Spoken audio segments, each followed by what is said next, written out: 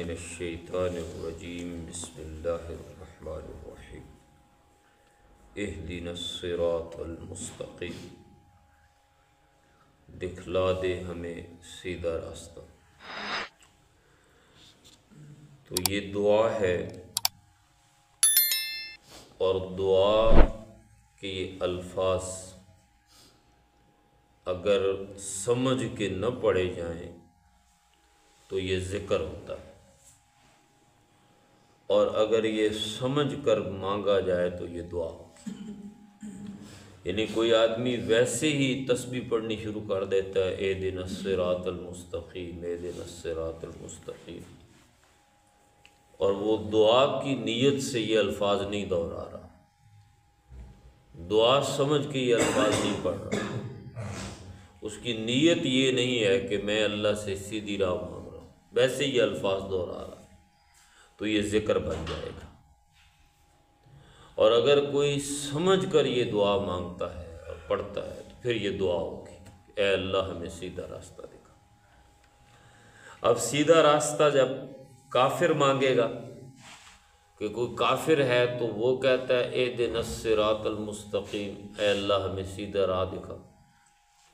لیکن مسلمان جب دعا مانگتا ہے اہدنا الصراط المستقیم، تو مسلمان یہ مانگ رہا ہے کہ اے اللہ مجھے اس ہدایت پہ قائم رکھ، یعنی یہ جو ہدایت تو نے مجھے دی ہے نا اسلام کی صورت میں، اور میں مسلمان بنا ہوں، اور قرآن ہدایت دی ہے، اور رسول اکرم صلی اللہ علیہ وسلم ہدایت کے طور میں، اے اللہ ہمیں اس پہ قائم رکھ۔ اور جب نبی یہ دعا مانگتا ہے اہدنا الصراط المستقیم، تو اس کا معنی اور ہوتا ہے، نبی کی دعا میں یہ ہوتا ہے کہ اللہ جو ہدایت دی ہے اس میں مجھے ترقی عطا فرما، ہدایت اور مزید بڑھ جائے۔ تو یہ تین لوگ ہیں، ایک کافر ہے کہ کافر مانگے گا تو کہے گا اے اللہ مجھے ہدایت دے، کیونکہ کافر کے پاس ہدایت نہیں۔ اور ایک مسلمان ہے، وہ جب یہ دعا مانگے گا تو اس کی دعا کا مفہوم یہ ہوگا کہ اے اللہ جو مجھے ہدایت دی ہے اس پہ مجھے استقامت عطا فرما۔ اور اگر کوئی نبی دعا مانگے گا تو اس کی دعا یہ ہوگی کہ اللہ جو ہدایت تو نے مجھے دی ہے اس میں مزید مجھے ترقی عطا فرما۔ اب اگر کسی بندے کے پاس ہدایت کی نعمت نہیں ہے تو وہ یہ یاد رکھ لے کہ اس کے پاس کوئی نعمت نہیں ہے۔ ایک آدمی ہے، اس کے پاس دولت ہے، وہ دولت اس وقت تک نعمت نہیں ہے اگر اس کے ساتھ ہدایت نہیں۔ ایک آدمی ہے، اس کے پاس اولاد موجود ہے، وہ اولاد اس کے لیے نعمت نہیں ہے اگر اس کے پاس ہدایت نہیں۔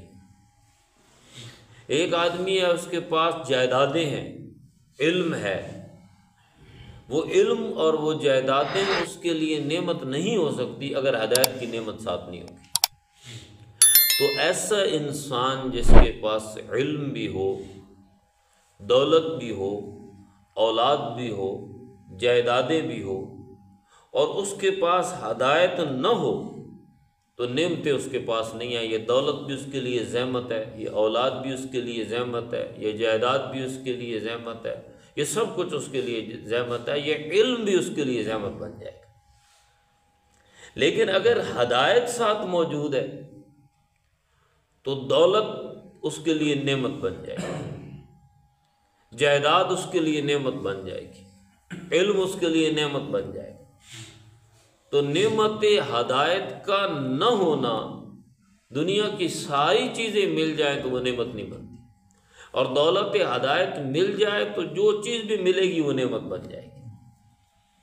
تیسری بات یہ ہے کہ ہدایت کسے کہتے ہیں؟ ایک ہوتا ہے حد سے گزر جانا، ایک ہوتا ہے حد سے اتر جانا، ایک ہوتا ہے حد کے اندر رہنا۔ یہ جو حد کے اندر رہنا ہے اس کو ہدایت کہتے ہیں۔ ایک آدمی حد سے گزر گیا، وہ ملحد ہو گیا، جس طرح عیسائی، انہوں نے عیسیٰ علیہ السلام کو اللہ کا بیٹا قرار دے دیا۔ ایک بندہ جو ہے وہ حد سے نیچے آ گیا کہ خدا کو بھی وہ رسول سے نیچے لے کر آ گیا، یہ بدعتی ہے۔ اور ایک آدمی حد کے اندر رہتا ہے، وہ کہتا ہے یہ خدا کا مقام ہے، یہ اس کے نبی کا مقام ہے۔ جہاں خدا ہے وہاں نبی نہیں ہے، جہاں نبی ہے وہاں خدا نہیں ہے، کہ خدا کے مقام پہ نبی نہیں، جیسے ہمارے ہاں ہوتا ہے کہ نبی پاک صلی اللہ علیہ وآلہ وسلم کو خدا سے بھی اوپر لے جاتے ہیں، یہ حد سے گزر جانا ہے۔ اور بعض ایسے ہیں جو صحابہ کرام رضوان اللہ تعالی اجمعین کو نبی کے برابر لے جاتے ہیں، یہ حد سے گزر جانا ہے۔ اولیاء کرام کو اتنا بڑا مقام دے دینا کہ نبی اور ولی کا فرق ہی ختم ہو جاتا ہے، تو یہ حد سے گزر جانا ہے۔ لیکن بعض ایسے ہیں جو حد سے اتر جاتے ہیں، دین کے اندر کسی چیز کا اضافہ کر دیا، یہ کسی چیز کی کمی کر دی۔ ہدایت اس کی چیز کا نام ہے کہ حد کے اندر رہنا چاہیے، کہ جو بات اللہ اور اس کے رسول نے بتائی ہے اس کے اندر رہ کے کرنا، یہ ہدایت ہے۔ تو فرمایا اہدنا الصراط المستقیم، اے اللہ ہمیں سیدھا راستہ دکھا۔ وآخر دعوانا الحمد